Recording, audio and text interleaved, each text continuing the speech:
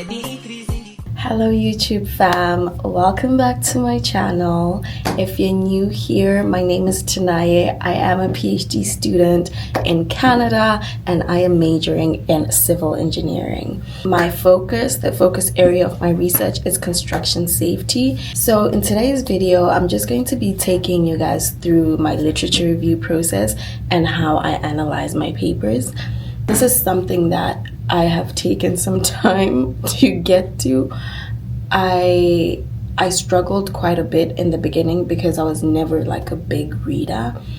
I still don't think I'm a big reader, but yeah, it's just something that has to be done, and so I do it. But it's getting better now because I'm reading stuff that I'm interested in and stuff that I actually really like, or stuff that I'm curious and inquisitive about. So for my literature review process, personally, I am a bit old school when it comes to that. I prefer to use hard copies. So I will print out a paper, whatever paper it is that I'm analyzing. Let's take this one for example. So I will print out a paper that I'm analyzing and I will work with the paper, as I read through it. So I do have a color code system that I use, and I'm just gonna take you guys through that, and I'm gonna explain what the different colors of my system mean. And if you guys like it, then you're welcome to incorporate it with your own reading. So I do have about five main colors that I use, and an extra pen. But I do have 5 different colors that I like to use whenever I am analyzing a paper. Whether it's a paper, thesis, a book, whatever it is, this is the system that I use, and this is the system that has since worked for me for a while now, and I am now comfortable with it. Obviously with the colors, if you want to adopt the system, you're welcome to pick your own colors, and but this is basically the system that I use. So I do have yellow. Yellow is our first color, and this one is basically for the main ideas in the paper, or the facts, or basically the primary data or the primary information, or the takeaways that I have from the paper that I'll be analyzing. And it's basically a way to highlight the important things within the actual paper, or that the actual authors of the paper would have concluded. So that is what yellow represents. And then we move on to green, and green is basically for your definitions, your explanations, as well as like anything that would require like more reading. So any explanations of like formulae. So like basically any explanations of like any formulae that are used like within the paper, or any definitions, new definitions, or even existing definitions. I do like to use the green to highlight that. And this green also highlights like anything that requires more reading, something that I want to look more into. Maybe I don't fully understand the explanation that they gave, and so I want to research a bit more about it. Normally it depends on how much time I have for the specific paper that I'm reading. I could either do it simultaneously, so I will highlight with my green and then go ahead and research or do more reading on the particular thing that I would have highlighted, or I do that at the end. So I basically just go back to all my greens and I check whether it was a definition and explanation, or it was something that I needed to do more reading into, and then I start looking into the reading for whatever it is. Normally the green, I'll use it quite a bit under like the methodology. That's where you'd normally find a lot of green, as well as the introduction. The introduction also has a bit of green, because that's where you'll find a lot of the definitions. But methodology is like the main baby for the green. Then we do have orange, and orange is basically for anything that I find to be problematic, or any discourse that I disagree with, or any yeah, basically whatever it is that I may question. So, and yeah, well, I feel like it is definitely necessary, because if you're doing research, you're not going to always agree with everything, right? At the end of the day, research is, a lot of the times, the conclusions are what the authors think or what they deduce from the data that they have, and what someone else concludes may be different from what I conclude. So like, for example, there's a paper that I read yesterday that it basically implied that, well, they drew the conclusion that women experience less accidents than men in the construction industry. And the way that they did this, they did a whole statistical analysis that they did. However, they didn't mention anything about normalizing the women and the men. So from that, they concluded that the women experience more accidents, of which, personally, for me, I find that a bit problematic, because I don't know whether they've normalized that data or not. So it could just be the fact that there's less women within the construction industry, and that's why it appears as though they experience less accidents than the men. Whereas sometimes you'll find that if you do normalize the women and the men, then you might actually find that maybe the women actually experience more accidents compared to the men within the industry. Again, this is something I haven't done the data analysis for any of this, so I wouldn't know. I wouldn't be able to draw any conclusions. However, that is something that I found a bit problematic and was something that I disagreed with, and so I used the orange for that. No? Yeah. Then we move on to the blue, and the blue is basically anything secondary or anything that I like maybe I like a sentence or the way that they said something in the paper.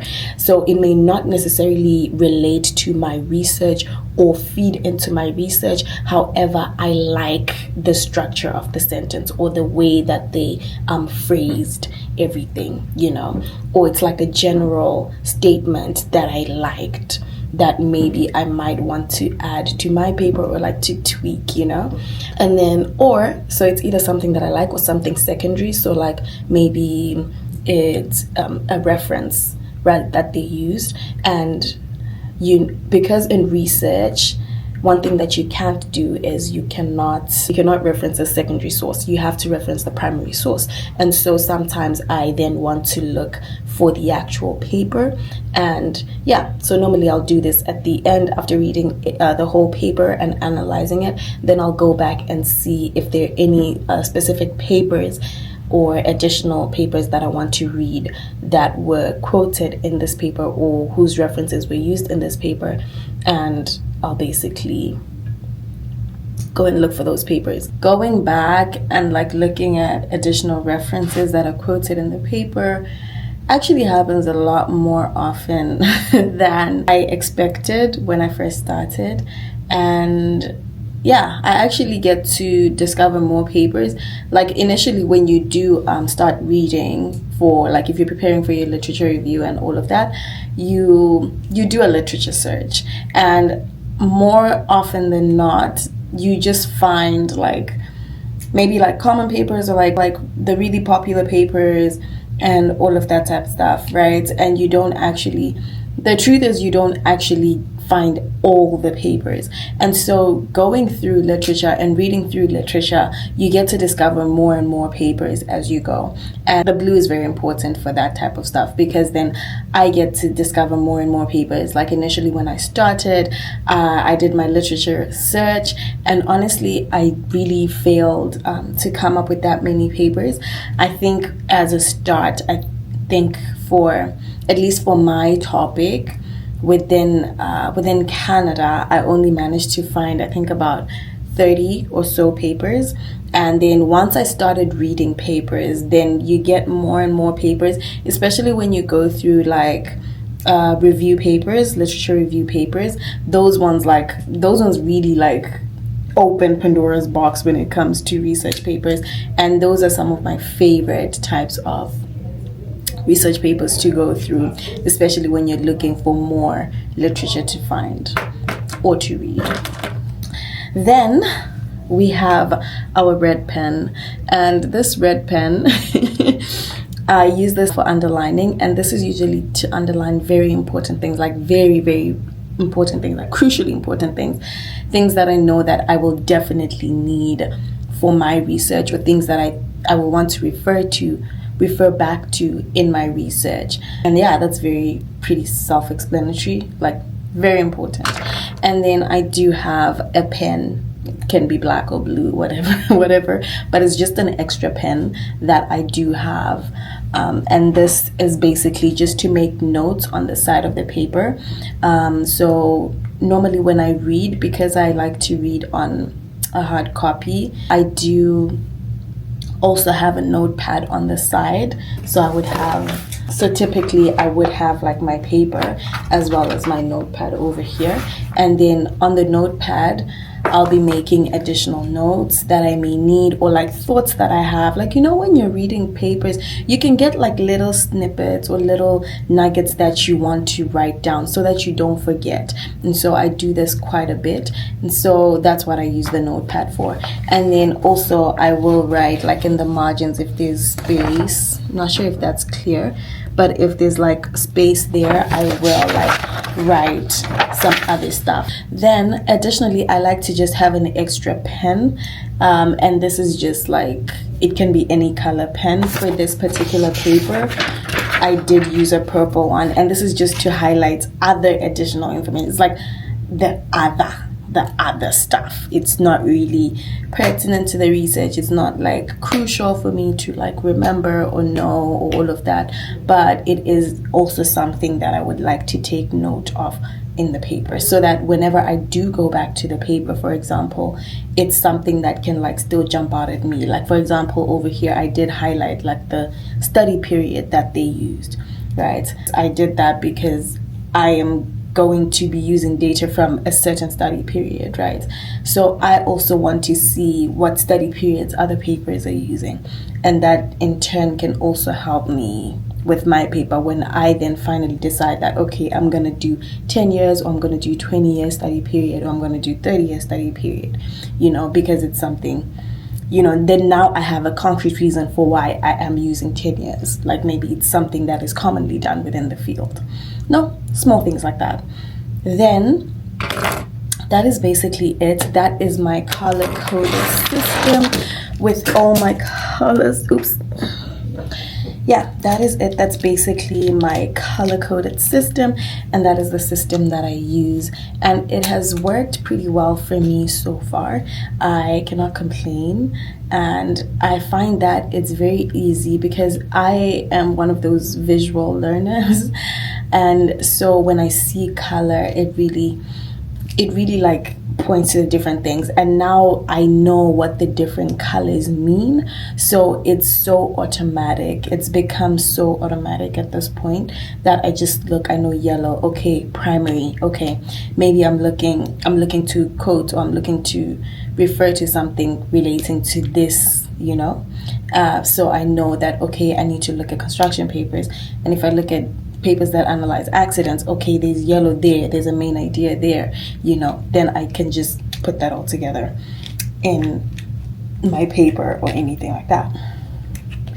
Then additionally, for literature reviews, sometimes this I just do for neatness, I guess, in a sense, but sometimes the paragraph can be too long and I don't highlight all of it. I won't highlight like the whole thing, because then it's just like for example, over here on this paper, like this whole paragraph, right?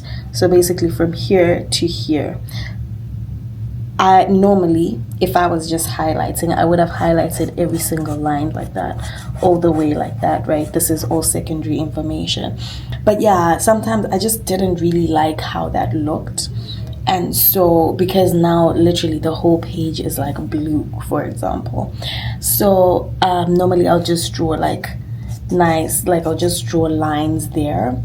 And this is also, it also subconsciously tells me that, okay, this is good, but this is like, it's not very important, it's not something you need to research, or something like that. It's like here, for example, I just said nice sentence, and the reason why I said this is a nice well, technically I should have said nice paragraph, but the reason why I said it's nice is because it shows relevance, and these are just basically little snippets that I've written, like nice sentence, and I just write relevance over there. Same thing with this one, it's the one that I was telling you guys about the men and the women, how they drew this conclusion. So here I made this yellow because this was a conclusion that they made, right? But then I also made it orange because I don't want to overlap firstly this yellow, because then that's going to confuse me, because now I don't know whether it's actually orange or it's yellow, right? Because there will be two colors.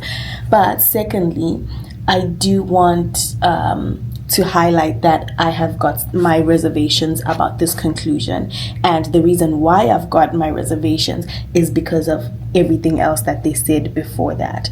And so instead of like just highlighting everything like that, I find that it's easier if you like just draw some lines there and put a comment on the side. Then sometimes if I like the tables, for example, like if I like a table or a figure or how it's been displayed, I basically also highlight that, and then I just indicate that this looks interesting. I do have because I do have these papers as soft copies first, I do have a Word document where I do put like any figures that I like. So I'll put the figure and I'll basically just put a reference to show that it's from this paper. That way, when I am now creating my own figures and from my own data analysis, I can get some ideas of what people have done, and that can basically help me visualize my own data and help me pretty much help me come up with my paper or paper, thesis, whatever it is. At the moment, I am just working on papers, and yeah. But that is basically it. That is basically how I do my analysis, my literature review. And after that, I then type it up. I do type up. For most cases, I do just type out the main points and the primary data that I get from the paper. Everything else that's additional, I do have so I've got a couple of Word files that are for certain things, so like for different categories of things. The first Word file is just basically a literature review table, and on this table I just have I think I'll probably put like a snippet of it. I just have a table, and what this table does is on the one side it just has the reference for the paper.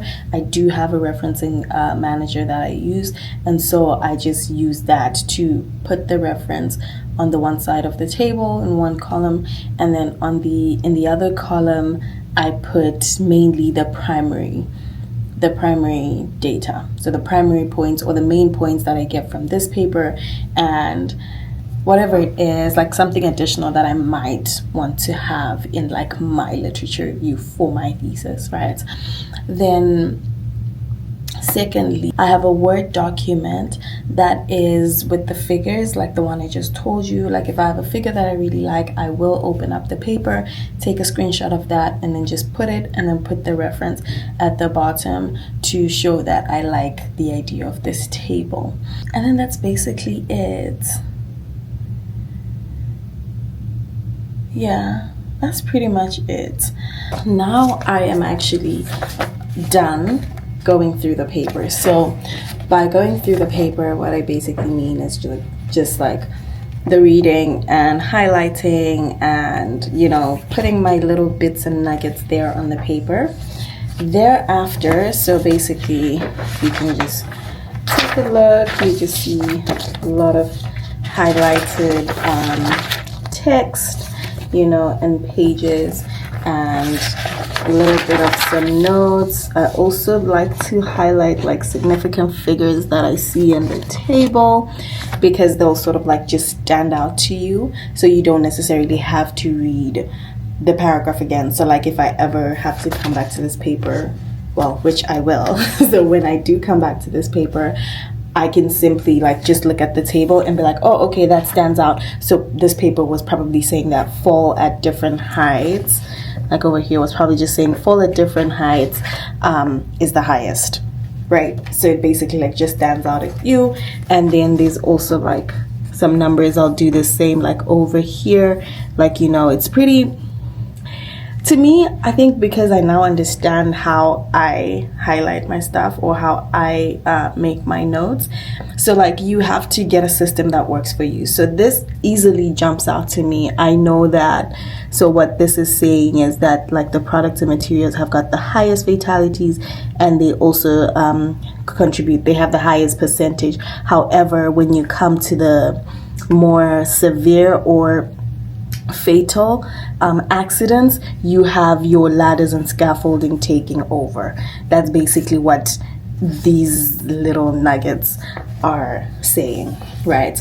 And then it's also showing that like means of transport becomes more worrying or more concerning when you go over to your fatalities, like your fatal accidents. And that's basically it. So yeah, I also, you know, just more highlighting.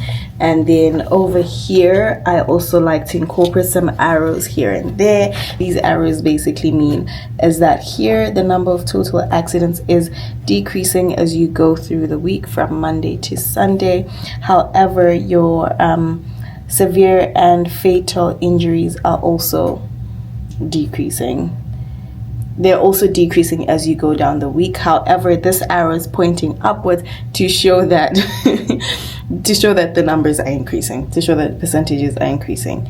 It's, yeah, it makes sense in my head, but yeah. So that's basically it. We just have more highlighting here, a little bit more, and yeah, that would be it. So yeah, that's just basically the whole paper. Pretty much gone through all of it. And so what I do like to do is that once I'm done with the whole paper, like the paper ends here and then the references start. So what I like to do is I then go back to all my blues, right? Because that's what interests me, or that's what's secondary, or that's what has like the little nuggets that I like. So I will go back to that, and what I simply do is I then check the references. So like if it's a secondary source, like if it's a secondary source, I then come over here and I highlight the primary source. So like if it's a quote, if it's if they're talking about something that was said in the paper or any of that, I then come and I highlight my references of interest, right? And thereafter, that's when I head over to I then just check some of the papers, because some of the papers already jump at me because I have gone through them. So I know that I've read this paper. Like for example, there's this Huang and Hinze. I have gone through that paper. I know that paper so well because so many people reference it. So I basically have done a thorough reading of that paper. I think I've read it at least 3 times. What happens is you get different people saying different things from a paper, right? And so then what I then do is I then go back and like reconcile and be like, oh, okay, I see they said this, but is that in my notes? Because then I do notes. Yeah, if I don't have it in my notes, then I basically go back and I read the whole paper again.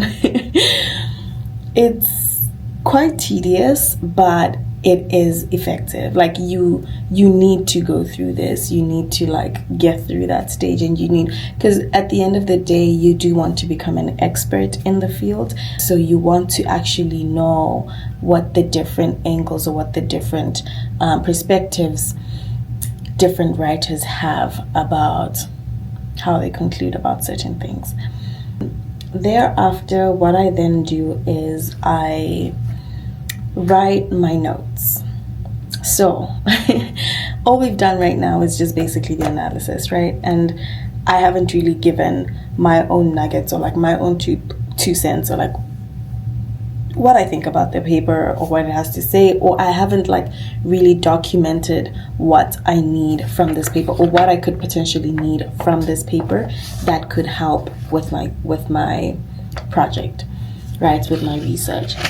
And then yeah, so guys, I basically just have to do that for this paper that I just read. So I think I'm gonna end this video here. I feel like it is getting a bit too long. However, that is basically what I do. That is how I analyze my paper. That's how I, like, after I've done all of that, like after I've compiled the whole paper in the Word document, then I'm actually really satisfied that, okay, I have done justice to the analysis of this paper. So yeah, this is where I'm going to end this video, and I hope you guys like this. I hope you managed to learn or pick up 1 or 2 things that you might want to implement in your own research. If you have made it this far, thank you so much for watching the video, and I hope that this has been of somewhat help or use to you. And yeah, I will catch you guys in the next vlog. Don't forget to comment, share, like, and subscribe. Bye for now. I carry God so I cannot. Let the increase in the compound.